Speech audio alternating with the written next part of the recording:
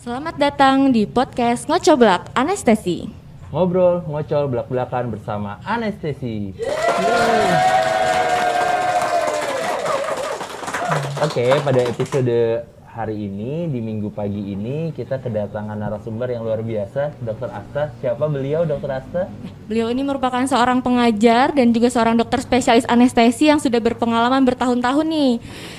Dr. Suwarman, spesialis anestesi, konsultan intensive care, konsultan manajemen nyeri. Selamat datang dok, terima kasih telah meluangkan waktunya di hari Minggu ini.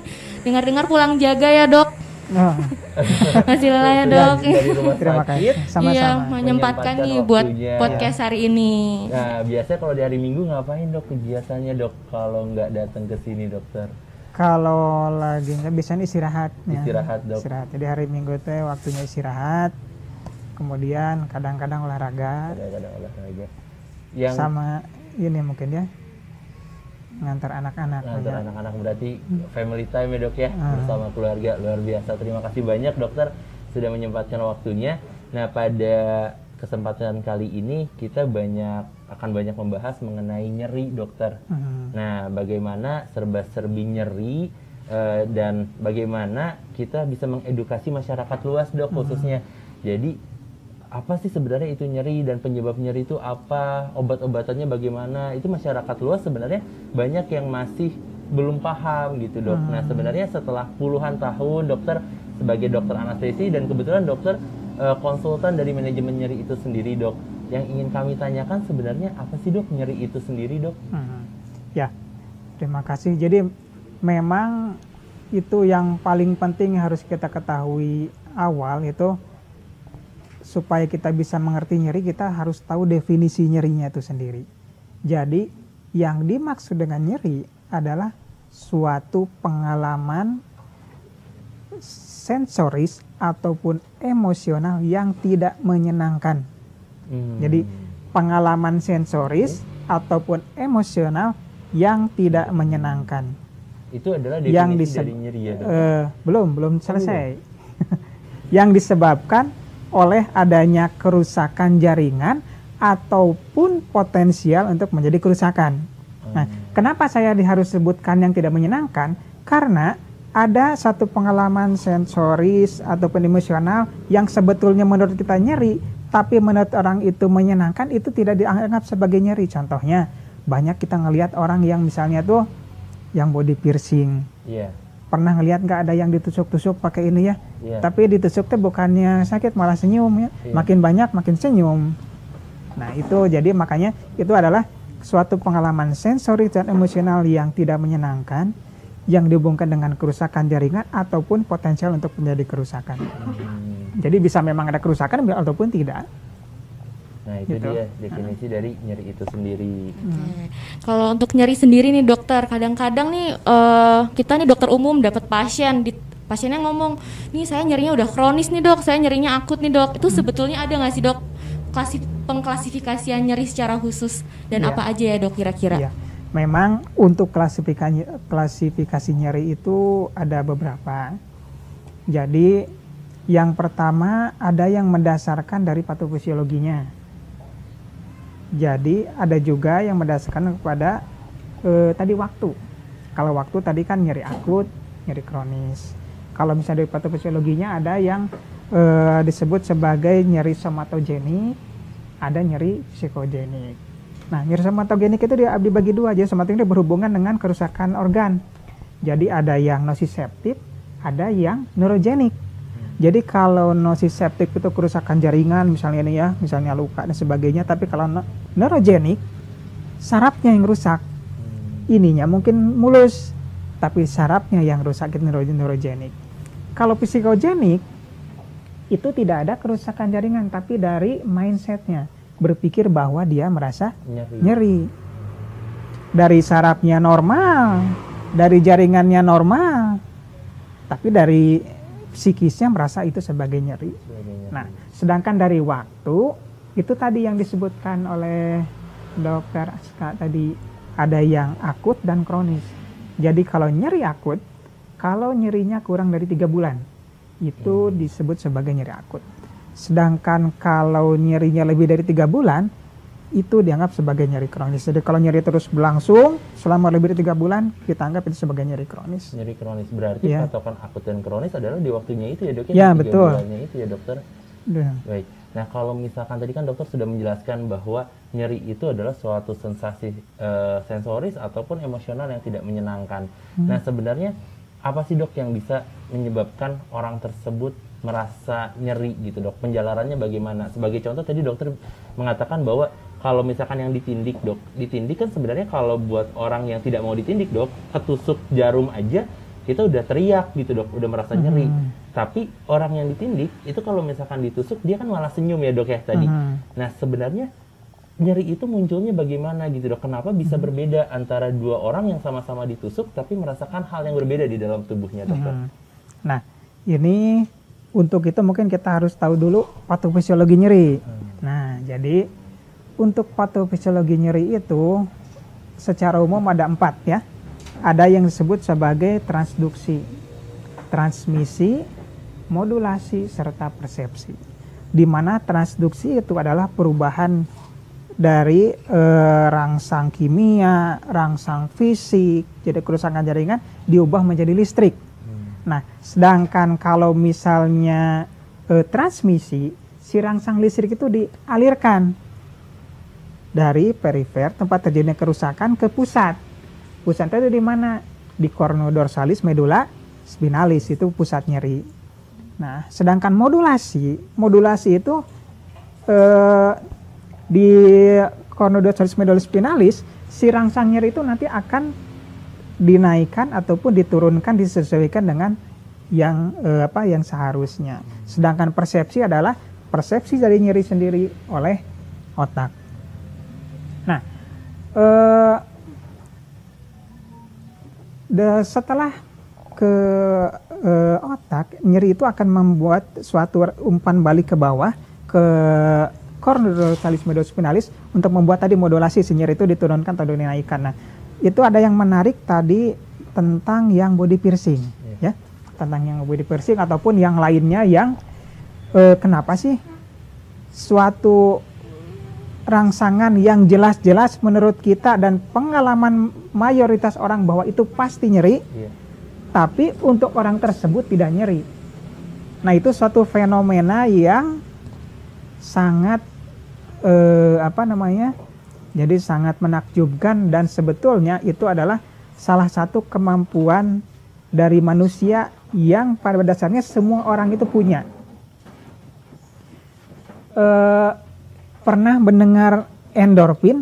Pernah, dokter. Nah, endorfin adalah morfin yang dihasilkan dari dalam tubuh. Jadi morfin endogen. Itu bisa dirangsang untuk, jadi kalau kita mengalami luka, terutama kalau pada orang hamil itu endorfinnya tinggi. Kemudian pada orang-orang tertentu endorfin itu bisa dibangkitkan. Nah, apa sih kelebihan endorfin? Endorfin dia itu semacam morfin endogen, dan ada yang tuh mungkin kekuatannya bisa mencapai 800 kali lipat kekuatan dari morfin. Bisa dibayangkan, pakai morfin aja orang misalnya dioperasi bisa, apalagi ini endorfin yang kekuatannya bisa sampai 80 sampai 800 kali lipat. Dan pada orang tertentu dia itu bisa menghasilkan, bisa membuat tubuhnya terangsang untuk menghasilkan hal tersebut. Dan salah satu yang sudah yang memang setiap orang itu pasti muncul ada pada orang hamil. Pada orang hamil endorfinnya itu tinggi, makanya pada orang hamil itu kalau kita sesar dengan anestesi umum, pada awal itu tidak perlu diberikan analgetik. Kenapa? Karena endorfinnya sudah tinggi. Dan ketika bayi sudah lahir, sudah diklaim plasenta, baru kita memberikan fentanyl ataupun obat-obat anti sakit. Karena pada dasarnya dengan endorfinnya sendiri ya udah kuat. Karena 800 kali lipat itu ya, dok? Iya, 800 kali lipat daripada morfin. Nah, salah satu yang lainnya mungkin sekarang ini mulai dibuat terapi-terapi untuk memunculkan endorfin tersebut. Contohnya akupuntur. Akupuntur itu sekarang pernah melihat mungkin ada yang dibius pakai akupuntur, itu tuh yang dirangsang pengeluaran endorfinnya. Gitu. Ya mungkin secara umum gitu. Luar biasa sekali, dok. Berarti kalau misalkan di dalam tubuh kita sendiri sebenarnya sudah ada anti nyeri alami ya, dok? Ada, yang bisa kita keluarkan gitu, dok. Dan endorfin itu terangsang kalau timbul sakit. Kalau kita misalnya ada kerusakan jaringan, pasti endorfinnya keluar. Endorfinnya pasti keluar. Pasti keluar, cuma dosisnya berapa? Nah, mungkin itu yang berbeda-beda. Ada yang mungkin yang bisa menimbulkan banyak, ada yang sedikit. Makanya kan kadang-kadang tiap orang itu responnya berbeda-beda gitu ya. Baik, dok. Nah, ini menarik, dok, yang dokter bilang setiap orang kan responnya berbeda-beda. Nah, ini menjadi tantangan buat dokter-dokter yang sedang berpraktek, dok, dokter-dokter umum ataupun dokter-dokter anestesi ya, dok ya. Nah, yang tadi dokter bilang bahwa endorfin yang dikeluarkan dari dalam tubuh itu kan bisa berbeda-beda responnya. Nah, ada yang misalkan dia jatuh dari tempat tidur aja sudah merasa sakit gitu ya. Ada orang yang baru kecelakaan, tapi ketika di IGD terlihatnya biasa saja gitu, dok. Nah, sebenarnya kita sebagai dokter spesialis anestesi ataupun dokter umum gitu ya, dok, yang sedang berpraktek, bagaimana kita bisa menilai skala nyeri tersebut secara objektif atau secara rasional gitu, dok, bahwa ini sebenarnya sakitnya memang beneran dia sakit atau sebenarnya hanya persepsi aja dari dalam tubuhnya, itu bagaimana, dokter? Nah, ini yang paling penting ya dalam penanganan nyeri. Jadi untuk menilai nyeri dari seseorang, kita perlu asesmen nyeri. Dan satu hal yang harus yang sangat penting dan harus dimengerti oleh semua orang yang melakukan asesmen nyeri, bahwa nyeri bersifat subjektif. Ya. Jadi harus diingat di kepala bahwa nyeri bersifat subjektif. Kerusakan jaringan yang sama, nyeri yang sama, itu bisa diterjemahkan berbeda oleh dua orang yang berbeda. Karena pada dasarnya nyeri bersifat subjektif. Sehingga terapi nyeri yang kita berikan pun harus disesuaikan dengan apa yang dikemukakan oleh pasien. Jadi jangan sekali-kali mengatakan bahwa masa sih nyeri kayak gitu aja, energinya segini. Contoh misalnya, orang punya bisul di sini misalnya, di ketiak. Untuk orang tertentu biasa. Tapi ditanya berapa tingkat nyerinya dari 0 sampai 10? Ya 3. Tapi untuk yang lain bisa aja 10. Padahal sama-sama bisul. Nah, disitulah pentingnya kita melakukan asesmen nyeri. Kenapa? Dengan asesmen nyeri kita bisa menentukan bahwa nyerinya itu sebetulnya berapa. Nah, kenapa asesmen nyeri ini penting? Karena itu berhubungan dengan terapi. Terapi nyeri panduan terapi nyeri yang saat ini ada disesuaikan dengan nilai asesmen nyeri yang kita dapatkan. Nah, asesmen nyeri itu bisa ada dua macam. Untuk pasien yang kooperatif dan untuk pasien yang tidak kooperatif.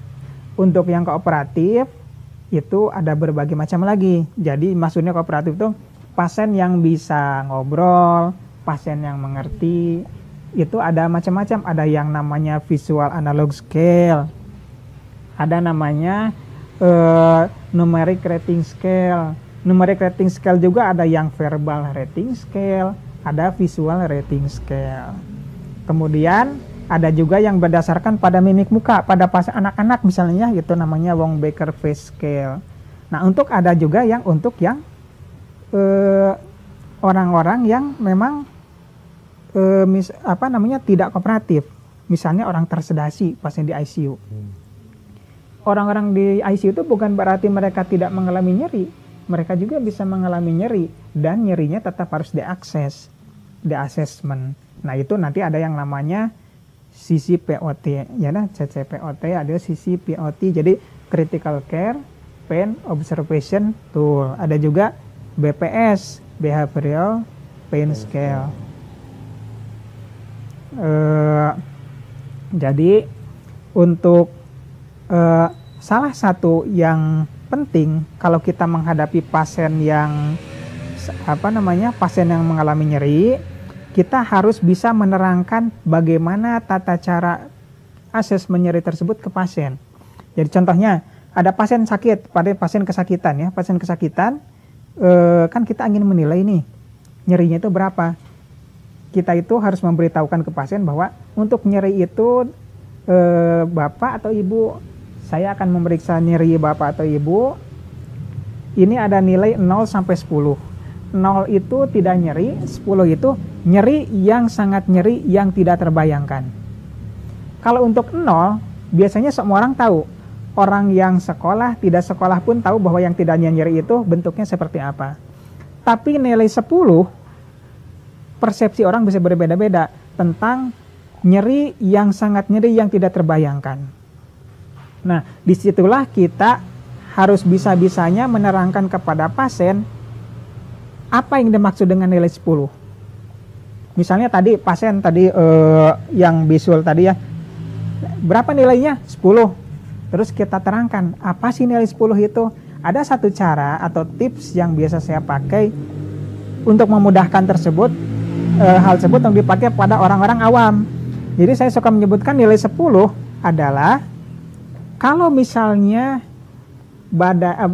punggung ibu atau bapak saya garuk-garuk punggungnya pakai kulit duren sampai kerak sampai berdarah, itu nomor 10. 0 tidak sakit. Yang tadinya bisulnya 10 jadi berubah 5 lah mungkin ya, bukan 10. Nah, kenapa itu penting? Karena itu berhubungan dengan terapi. Iya. Karena ada yang namanya WHO step ladder, di mana didasarkan pada tingkat nyeri. Nyeri ringan obatnya apa, nyeri sedang apa, nyeri berat apa. Nyeri berat kan obatnya opioid kuat. Kalau tadi yang bisul misalnya akunya 10, kita kasih morfin, depresi napas. Iya betul. Ya? Karena kita salah asesmen nyerinya. Penilaian nyerinya ya dokter. Penilaian nyerinya. Ya. Jadi penting banget ya dokter Alif, penilaian nyeri ya, assessment tuh jadi PR banget nih buat semua dokter nih, harus bisa, jangan sampai Harus bisa menjelaskan. Iya, jangan sampai nanti kita meremehkan nih keluhan pasien, atau justru pasien yang nyerinya ringan kita kasih obat yang berlebihan tadi, nggak sesuai dengan protapnya gitu ya dokter Alif. Tapi Ya? untuk yang skala nyeri itu dok, pasien bebas memilih sesuai dengan persepsi dia ya Ya, dok? betul. Itu yang utama, bahwa kita tidak boleh intervensi ataupun interpretasi menurut kita tentang apa yang dikemukakan oleh pasien. Setelah kita terangkan menurut pasien 7, harus percaya 7. Dan, Menurut pasien 3, ya 3. dan untuk penanganannya tetap menyesuaikan dengan skor yang pasien sebutkan Skor tadi, yang dok? disebutkan, betul. Makanya itu sangat penting kita memberikan penerangan mengenai skor tersebut. Oke, baik dok. Nah sekarang berbicara tentang penanganan nyeri itu sendiri nih dok. Kan kita mungkin masyarakat awam taunya penanganan nyeri ya udah minum obat aja gitu ya dok. Sebenarnya ada nggak sih dok penanganan nyeri yang non medikal gitu dok? Maksudnya ada teknik-teknik tertentu nggak untuk mengurangi nyeri di masyarakat awam gitu dok? Ya, jadi memang untuk penanganan nyeri tanpa obat itu banyak sekali ya. Jadi yang selama ini kan kita tahu kalau nyeri minum obat, minum tablet ya, Iya, dok.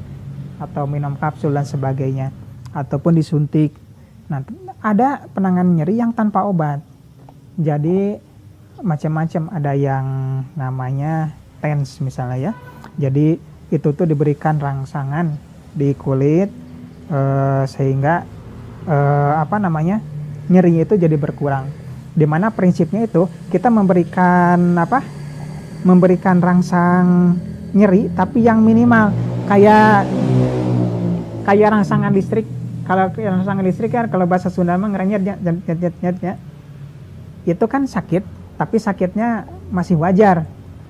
Tapi si sakit yang masih wajar tersebut itu merangsang tubuh untuk mengeluarkan endorfin.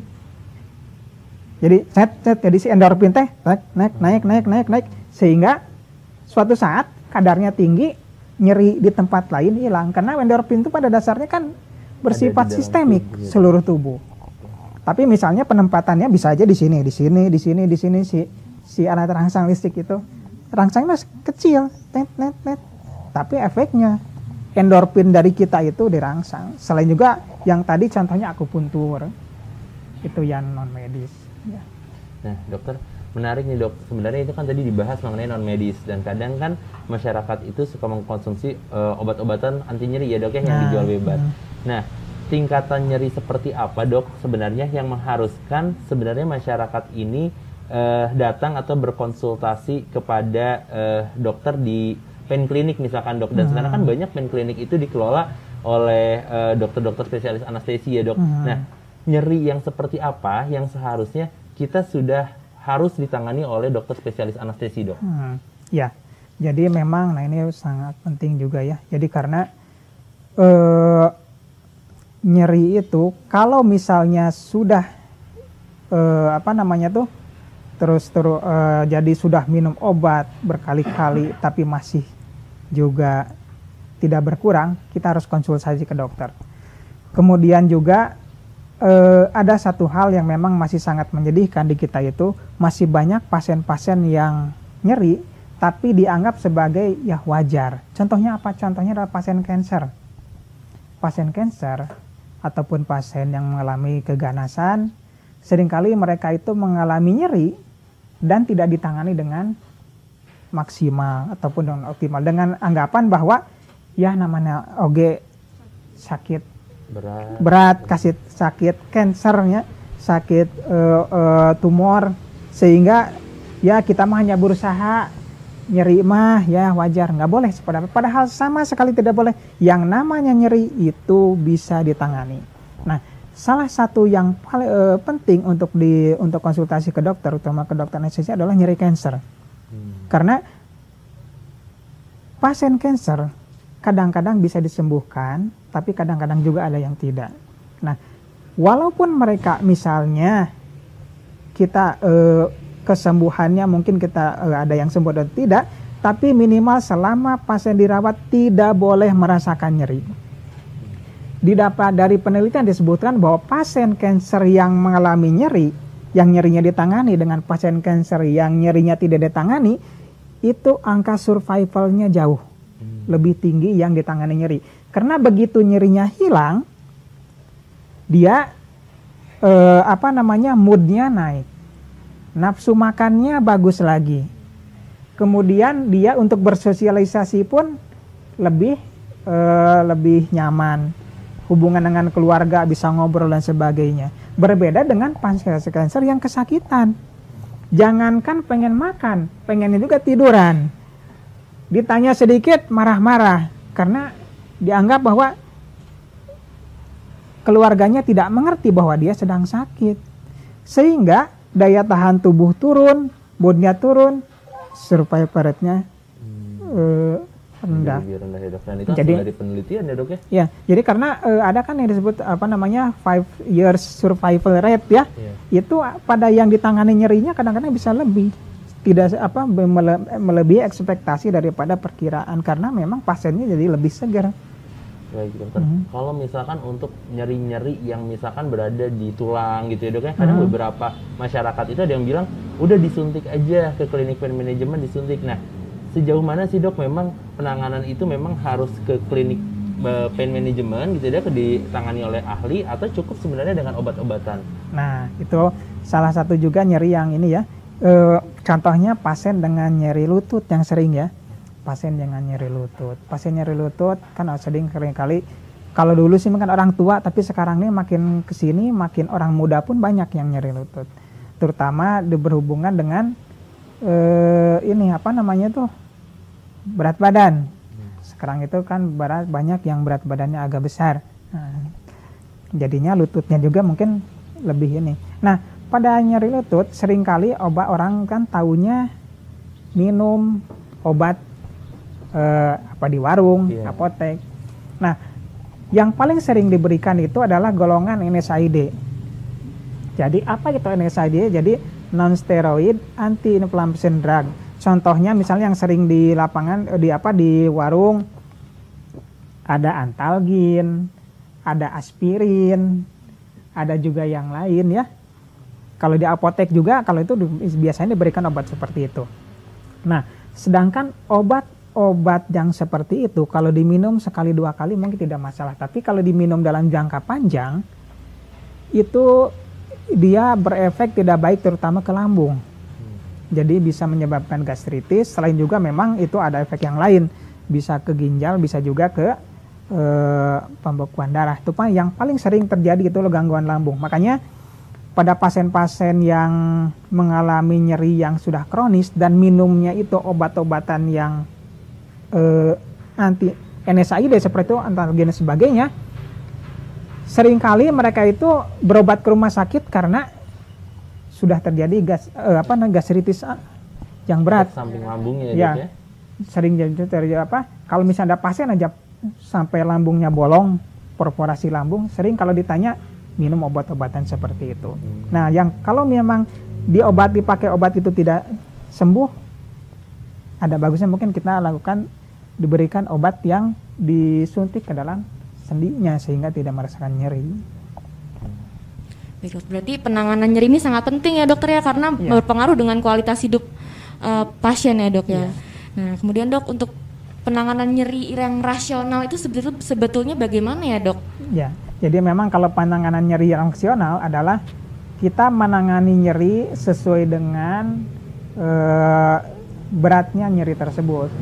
Jadi kalau misalnya memang nyerinya nyeri ringan, berikanlah obat yang ringan. Contoh obat ringan kan bisa kita berikan misalnya paracetamol atau misalnya golongan NSAID. Tapi kalau nyerinya nyeri berat, ya berikanlah yang sesuai. Misalnya kita berikan golongan opioid, morfin, tapi memang itu harus dengan resep dokter. Jadi tidak bisa nyeri berat kita obati dengan nyeri ringan. Jadi pasti nanti kita akan memberikan dosis yang tinggi, tapi malah yang kita dapatkan bukannya anti nyeri, tapi efek samping yang kita dapatkan. Itu mungkin. Nah, tadi dokter sempat membahas mengenai jenis-jenis obat nyeri ya dok ya. Ada yang mulai obat nyeri yang ringan ataupun sampai golongan yang paling tinggi. Nah, sebenarnya strateginya dalam menaikkan dosis atau menurunkan dosis itu sebenarnya seperti apa sih dok? Pertimbangan seorang dokter anestesi gitu dok.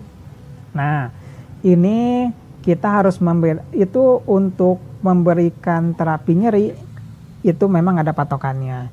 Cuma kita harus tahu dulu nyerinya itu nyeri apa, karena berbeda patokannya. Jadi nyeri itu dibagi dua, tadi nyeri akut dan nyeri kronis. Untuk nyeri akut contohnya misalnya pasien kejeduk pintu, tak sakit, nyeri akut. Pasien habis operasi, nyeri akut. Kalau nyeri kronis contohnya nyeri cancer. Kemudian ada pasien misalnya LBP, low back pain, yang nyerinya terus-terus selama bertahun-tahun, itu nyeri kronis. Nah, panduan untuk nyeri kronis dan nyeri akut beda. Untuk nyeri akut ada yang namanya panduannya WFSH step ladder. Jadi WFSH itu World Federation Society of Anesthesiologists. Kalau nyeri kronis kita pakai WHO step ladder. Mungkin kita sering ngedengarnya WHO step ladder ya. Nah, WHO step ladder itu untuk nyeri kronis, di mana pada WHO step ladder kita memberikan jadi pada awal kita berikan dengan dosis yang ringan untuk nyeri ringan. Kalau nyerinya nyeri sedang, kita berikan opioid ringan ditambah dengan non opioid. Kalau yang nyerinya nyeri berat, kita berikan opioid kuat ditambah dengan non opioid. Jadi diawali dengan yang ringan dulu. Kalau masih kita naikkan, kalau masih kita naikkan lagi. Kalau yang nyeri akut, WFSH step ladder itu berbeda 180 derajat. Jadi kita mulai dari yang tinggi dulu. Pada awal kita mulai dari yang paling kuat. Semakin lama turun jadi yang agak ringan, nyeri opioid sedang. Semakin lama yang paling ringan. Kenapa?